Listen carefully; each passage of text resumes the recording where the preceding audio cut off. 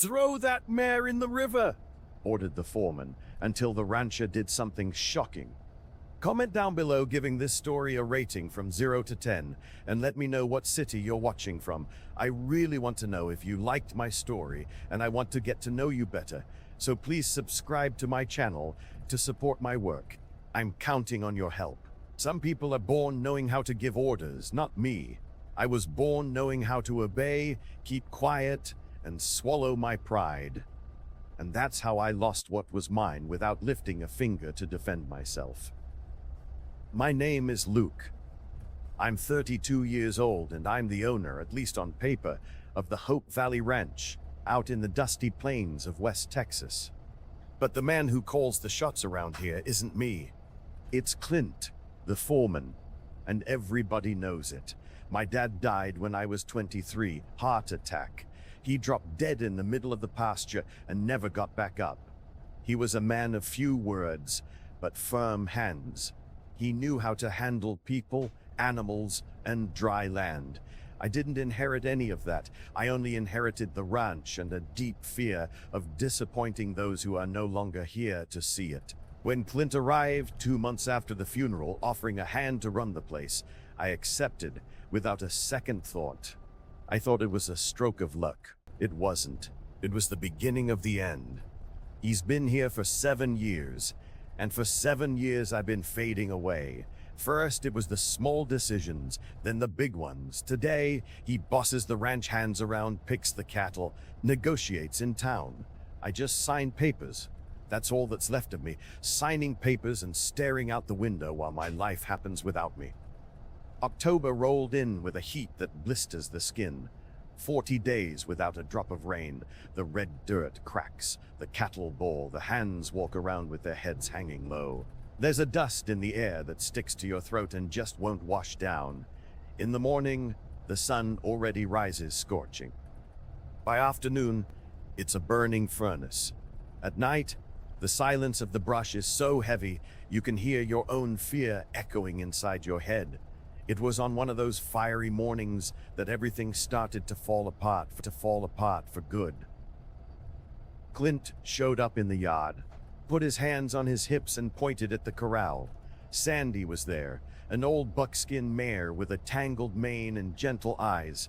She had belonged to my dad. He rode her every single day. He used to say she had a good soul. I grew up watching that. Sandy was as much a part of the ranch as the old front gate, the crooked oak tree, and the smell of Martha's coffee in the morning. Clint looked at the mare with pure disgust. Then he looked at the hands, Frank, Ray, and Jesse, and said loudly for everyone to hear, "Throw in the river." The silence cut through the heat. Nobody moved. I was standing under the oak tree, coffee mug in hand, and felt my stomach tie in knots. I wanted to speak up. I wanted to shout. I wanted to say that it was absolute nonsense. But the words just wouldn't come out. I took a step forward. I stopped. I stepped back. The hands looked at me. Clint smirked. And I knew, right then and there, that I had lost whatever shred of respect I had left. Sandy stayed in the corral. Nobody threw her in the river that day, but the order had been given, and everyone saw that I didn't do a damn thing about it. It was that very same afternoon that he showed up. Arthur, a lean man, somewhere in his 50s, with a beat-up Stetson and scars on his face that seemed to tell stories he was never going to share with anyone. He arrived on foot down the dirt road, asking for temporary work. Said he just needed a roof over his head for a few weeks. Didn't explain much. I took him on. Clint scoffed, but didn't say anything yet. Arthur was a quiet sort. He worked in silence, ate by himself, slept in a corner of the bunkhouse. But I noticed he kept an eye on everything. He saw the hands lower their heads whenever Clint walked by. He saw Martha, the cook, purse her lips every time the foreman barked an unfair order. He saw Lily, Frank's 15-year-old daughter, look at Sandy with an affection that went way beyond just loving an animal. The girl had grown up playing with that mare. To her, Sandy was more than a beast. She was a memory. During the first week, Clint started testing Arthur. He'd put him on heavy duty under the blistering sun. Arthur did it, told him to muck out the stalls all by himself. Arthur mucked them out. He didn't complain, but he didn't bow his head either, and that rubbed the foreman the wrong way. One afternoon, sitting on the porch steps outside the kitchen, I overheard Martha talking to Arthur. She whispered that Clint was brewing up a plan. He wanted to force me to sign over total management of the ranch to him. He'd used the drought debts as an excuse. He had even drafted the paperwork already. My stomach did a flip, but I didn't do a thing. As usual. 2 days later, Clint had Sandy tied to a hitching post, out in the blazing sun with no water. He said it was to teach me not to be so soft. The mare stood there all day, panting, her tongue bone dry. Lily cried where no one could see her. I watched from the window, fists clenched and eyes burning, but I didn't go down there. Arthur saw it all. And that night, when everyone was fast asleep, he slipped out of the bunkhouse, untied the mare, led her over to the water trough, and tended to her hooves with a damp rag. I didn't see it, but Masa did. And she told me the next morning, her eyes shining bright. When the sun came up, Clint found out. He blew a fuse. He called everyone out to the yard and got up in Arthur's face right in front of the whole crew, pointing a finger, spitting pure rage. "Who do you think you are to disobey my orders?" Arthur didn't back down an inch. He looked Clint dead in the eye and said in a low, steady voice, "Treating a dumb animal like that says a whole lot about what kind of man you are." The silence that followed was so heavy you could feel its weight. The hands swapped nervous glances. Frank swallowed hard. Martha gripped her apron tight. Lily's eyes went wide. And me, for the first time in years, I felt something wake up deep inside my chest. Something small, but real. Clint took a step forward. Arthur held his ground. The tension hung in the hot, dangerous air, until the foreman finally turned his back and stormed off, kicking up the dry dirt. But I saw it in his eyes. He wasn't going to let this slide. Over the next few days, the air around the ranch got even heavier. The heat was relentless, and the bad blood between Clint and Arthur was brewing like a dark storm cloud. The foreman hadn't forgotten the defiance. He started watching the new guy with a cold, calculated hatred. He had Vic, his right-hand man, tailing Arthur across the pasture, keeping track of where he went and who he talked to. I watched it all unfold from the porch and did absolutely nothing. Like I always did, Arthur just kept working in silence. But something in him had shifted after that night with Sandy. He chatted a bit more with Martha. He'd help Lily brush down the mare when nobody was looking. And once, when he crossed my path near the water trough, he stopped, tipped his hat and said, "Boss, you know this ain't right, don't you?" I knew it. But knowing and doing are two very different things. I looked away and kept walking. I felt the shame burn hotter than the Texas sun. It was toward the end of the second week that the trap started to snap shut. Clint pulled Ray and Jesse aside for a little chat behind the bunkhouse. I was walking by and caught bits and pieces of it. He was keeping his voice down, but I could make out the scheme. Plant some stolen tools in Arthur's gear and frame him for theft. Run the drifter off the property before he turned into a bigger headache. My heart started hammering. I wanted to march right over there and holler that it was a coward's move, but I stayed frozen, hiding behind the wooden siding, shaking like a leaf. Ray and Jesse went along with the order without batting an eye. Clint always knew exactly who he could buy. The very next day, the tools went missing. Clint put on a whole circus out in the yard. He rounded up all the hands, acting all outraged, and announced he'd been robbed. He ordered a search of everybody's belongings. When it came to Arthur's turn, there they were. 2 heavy wrenches and a pair of pliers shoved into his battered canvas duffel bag. Arthur stared at the tools with a calmness that gave me the chills. He didn't yell. He didn't try to defend himself. He just said, "Those aren't mine." Clint flashed a crooked grin. "Course they ain't. A thief always sings that same tune." The hands turned to look at me. They were waiting for me to do something, to make a call, to actually be the boss. I opened my mouth, I closed it, I opened it again. My voice came out weak. I need to investigate this properly.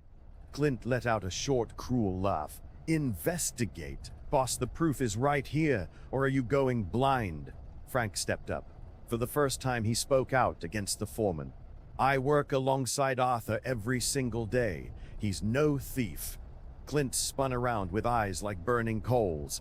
Nobody asked for your opinion, Frank. Get back in line. Frank backed down, but I could see in his eyes that something had shifted in him too. I told Arthur to hang tight. I said I was going to get to the bottom of it. Clint snorted, crossed his arms, and stomped away mad. Arthur just stood there, planted in the middle of the yard, the sun beating down on his back and his pride completely intact. Lily wiped away tears. Martha twisted her apron in both hands, and I retreated back inside the house, feeling smaller than I ever had in my life. I couldn't sleep a wink that night.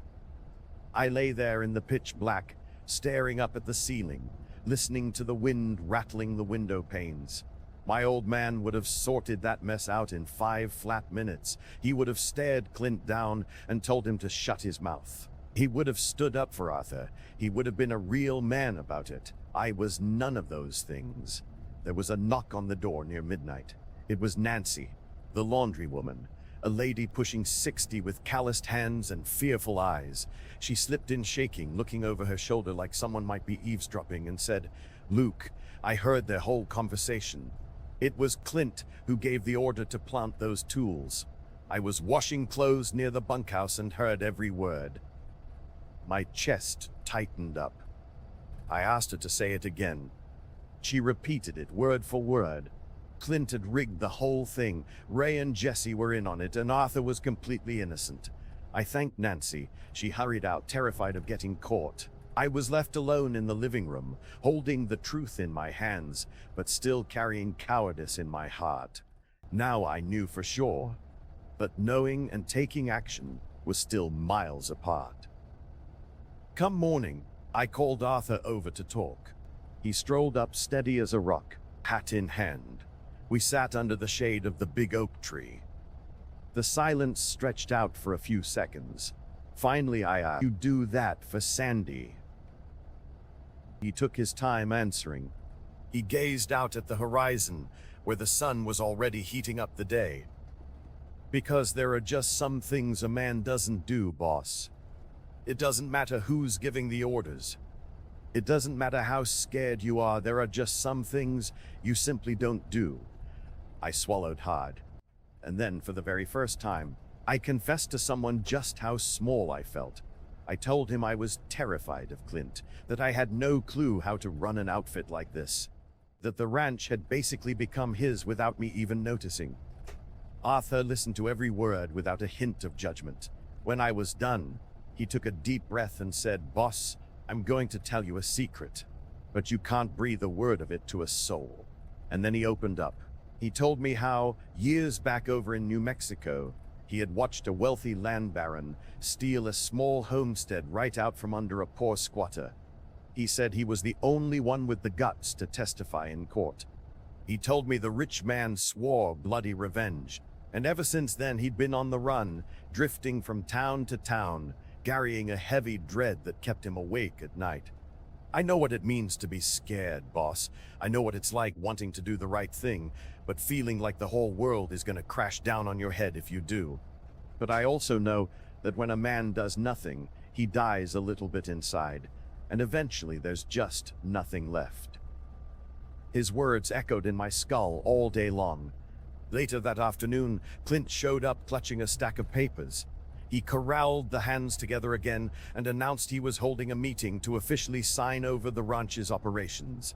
He claimed it was for my own good, that I couldn't handle the pressure, that it was high time a serious man took the reins. I looked at the crew. Ray and Jesse nodded along immediately. Vic, too. Frank kept his mouth shut. Arthur looked over at me with a gaze that said it all. It was now or never. I took the paperwork. I read it. The terms would strip me of every ounce of control. Clint was waiting, arms crossed, wearing that smug grin of a man who'd already won the hand. And then, for the first time in 7 long years, I said no. I'm not signing it. His grin vanished instantly. What did you say? I said I'm not signing it. This ranch is mine, and it's gonna stay that way. The quiet that fell was thick and dangerous. Clint took a step toward me, but Arthur stepped up too, and planted himself right by my side. Clint didn't see that coming, nobody did. I sure didn't even expect it from myself. But once the words were out of my mouth, I felt a shift deep in my gut. It was small, fragile, like a new ember, but it was real. Clint stood frozen, papers in hand, his eyes drilling into me. Then he let out a dry, humorless chuckle. You're gonna regret this, Luke. He spun around and marched off. Ray and Jesse trailed after him. Vic did too. Frank stayed put, staring at me with a mix of shock and newfound respect. Arthur just gave a single nod, like a man who knew this was merely the opening round. Martha leaned out the kitchen screen door and whispered, "Watch your back, Luke. A man like him doesn't lose like that without looking to get even." She was dead right. Over the following days, the ranch turned into a silent battlefield. Clint didn't holler, he didn't make any outright threats, but he started sabotaging everything in sight. Cattle went missing from the far pasture. Fences were snipped in the dead of night. The water pump mysteriously broke down, and whenever I asked him about it, he'd just shrug his shoulders and claim he didn't know a thing. The crew was split down the middle. Ray, Jesse, and Vic stuck by Clint. Frank, Arthur, and Martha stood by me. Lily was caught in the crossfire, scared to death. Doting on Sandy like that old mare was the only thing making any sense in all the chaos. It was Arthur who came up with the plan. One night, after the whole place had gone quiet, he waved me over to the barn for a talk. He lit up a rusty kerosene lantern and kept his voice low. "Boss, we need outside help. Clint isn't going to quit, and if we don't move fast, he's gonna burn this whole place down before he ever packs his bags." "What kind of help?" "There's an agricultural inspector who rolls through the county and the sheriff's office in town. If we can get them out here with hard proof of what's going down, Clint is finished." "But what proof do we have?" Arthur took a deep breath. "I know where he stashes the forged paperwork. I saw him hide it in the ranch office, tucked inside a beat-up old toolbox. If we grab that, we'll have all the ammunition we need." I felt the panic rising in my throat. What if he catches us? "He's gonna find out eventually, boss, one way or another. The real question is, are we gonna sit around waiting for it or actually do something about it?" I couldn't say a word. Arthur pressed on. "I'll help you, but I need you to trust me, really trust me."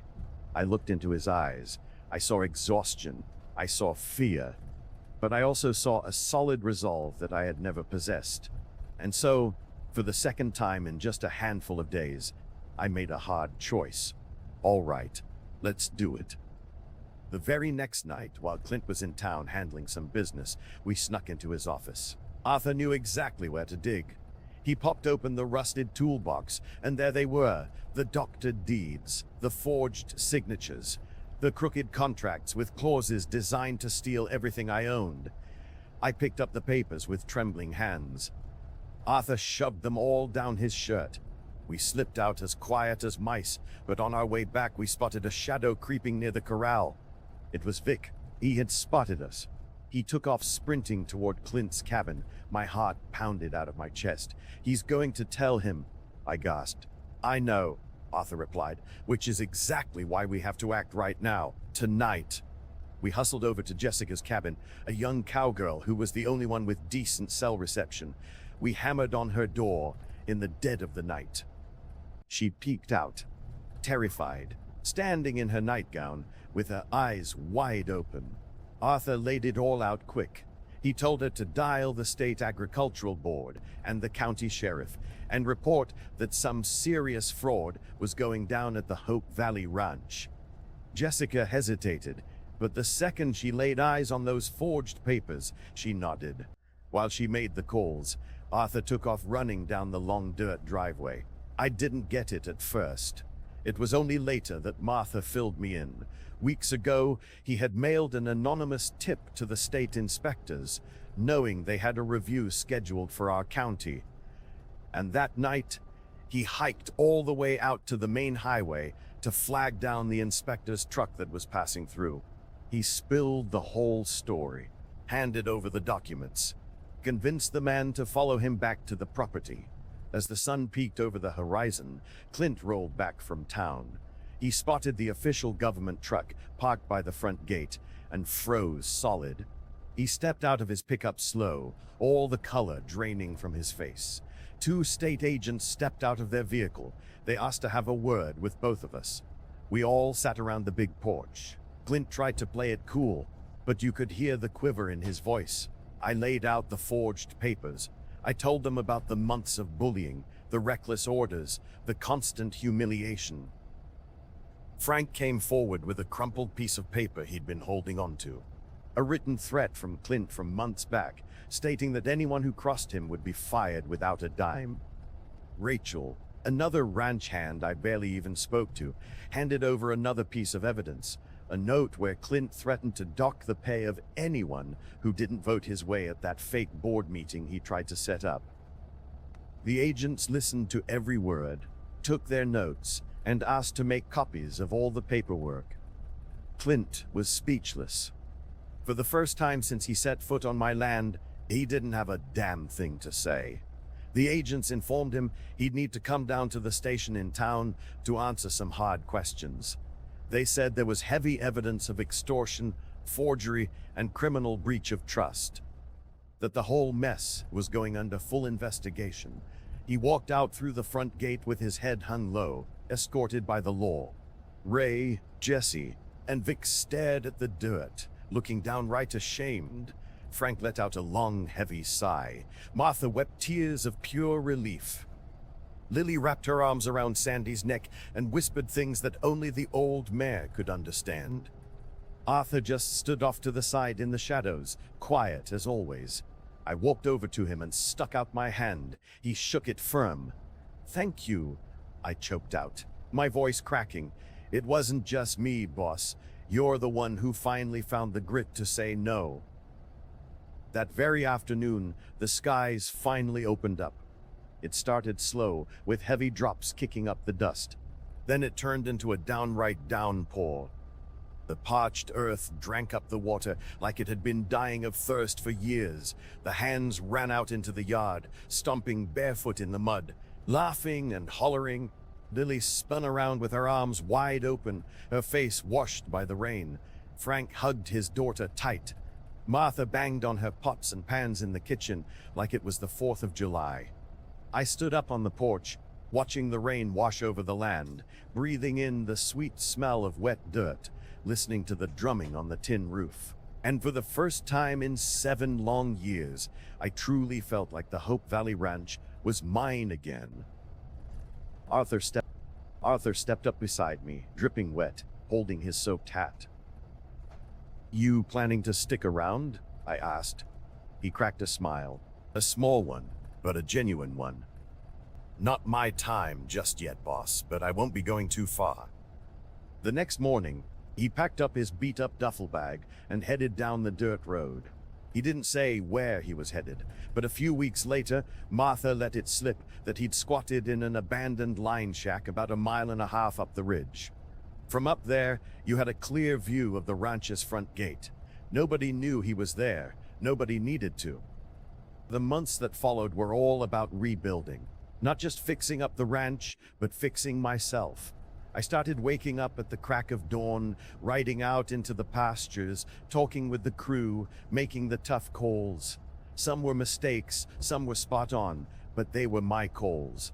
Frank stepped up to be my real foreman, earning respect without needing to strike fear. Martha kept ruling the roost in the kitchen, but now she hummed a happy tune while she brewed the morning coffee. Lily spent her afternoons with Sandy, brushing out the old mare's coat, talking sweet to her, smiling bright. Ray, Jesse, and Vic actually asked if they could stay on. I said yes, but I made it crystal clear that there was a new sheriff in town. They hung their heads. mumbled their apologies like men who knew they'd messed up bad and got back to earning their keep. Little by little, the trust was built back up, slow and steady, like anything worth having. The news about Clint made its way back to us about 3 months later. The state board hit him with a massive lawsuit for extortion, forgery, and gross abuse of power. He lost everything. He was held liable, slapped with heavy fines, and permanently blacklisted from ever working as a foreman anywhere in the state. Stripped of the power he used to beat people down, stripped of his big man swagger, he just withered away. Martha told me, much later, that he'd gone to see a preacher in some small farming town, that he was trying in the clumsy, painful way of a man who'd never apologized for a damn thing in his life, to piece back together the things he'd broken. I don't know if I buy it. I don't know if it even matters. But some small part of me hoped it was true. Hoped that maybe folks really can turn a new leaf, even when it feels like it's way too late. The ranch started breathing again. The cattle bulked up thanks to the rain that just kept on coming. The pastures turned a lush green, something I hadn't seen in ages. The busted front gate got a fresh coat of paint. The water troughs were all rebuilt. And Sandy, the old horse everyone figured was going to drop dead tied to that post in the blazing sun, made a full recovery. She put on weight, her coat got its shine back, and she went back to grazing in perfect peace. Lily grew up practically attached to that mare's hip. She'd always say Sandy was the one who saved the ranch, that she was a living symbol of holding your ground. I'd just chuckle, but deep down, I knew the kid was right on the money. Sandy had been the spark, the match that lit the whole powder keg. If Arthur hadn't cut her loose that night, maybe nothing would have ever changed. Maybe I'd still be standing on that porch, watching my own life pass me by. On a lazy Sunday afternoon, about 6 months after Clint got the boot, I was sitting under the big oak tree when I spotted a figure walking up the driveway. I recognized the stride before I ever saw the face. It was Arthur. He strolled up slow, wearing that same battered hat and carrying that quiet presence of a man who doesn't need to make noise to prove he's there. He took a seat next to me, pulled off his hat, and wiped the sweat from his brow. "I figured you'd moved on," I said. "I did. Just not too far." "Still holed up in that old line shack?" He smirked. "Martha told you. She tells everyone everything." We sat there listening to the wind for a good while. Then he finally spoke up. "I came to say goodbye, boss, for real this time." My chest felt heavy. "Are they going to find you?" "I don't know, but I'm dead tired of running. Tired of living my life constantly looking over my shoulder. I'm heading back to New Mexico. I'm gonna face whatever music is waiting for me. And if it all goes sideways, then it goes sideways, but at least I'll know I didn't spend the rest of my days hiding in the shadows." I looked at the man.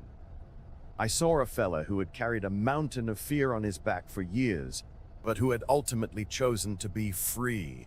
Not free from the chase, maybe, but free from the fear itself. "You changed my life, Arthur." "No, boss. You changed your own life. I just helped remind you that you still had it in you." He stuck around for 2 more days, pitched in to mend the north fence line, ate dinner with the whole crew in the kitchen, sat back and listened to Frank swap old stories from back when my dad was running the show.